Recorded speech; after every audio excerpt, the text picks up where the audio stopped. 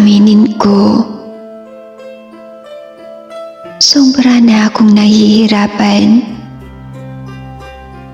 Sobra na yung pagod na aking nararamdaman. Pagod na hindi kayang gamutin ng tulog lang. Pagod na hindi kayang palitan ng pahinga. Ito yung pagod na nasa kaluluwa. Yung pagod na nasa puso't isipan. Subalit ito pa rin ako. Patuloy na lumalaban. Baka sakaling malagpasan. Umaasa na matatanaw ang aking paroroonan. Ngunit hindi ko alam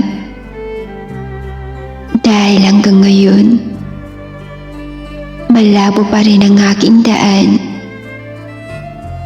Nalilito at gulong-gulo kung hihinto ba ako o magpapatuloy pa rin sa laban. Kaya ko pa ba? Tanong ko mismo sa sarili ko. Kasi kahit ako, gustong-gusto na rin huminto. Lahat sa akin ay malabo. Ano bang kahihinatnan ng aking hinaharap? Baka sakaling pwedeng silipin kahit sandali lang. Kasi kung walang matatagumpayan, titigil na ako.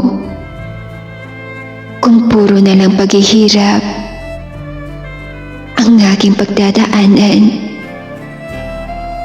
Kasi nakakapagod na. Pagod nang lumaban pa.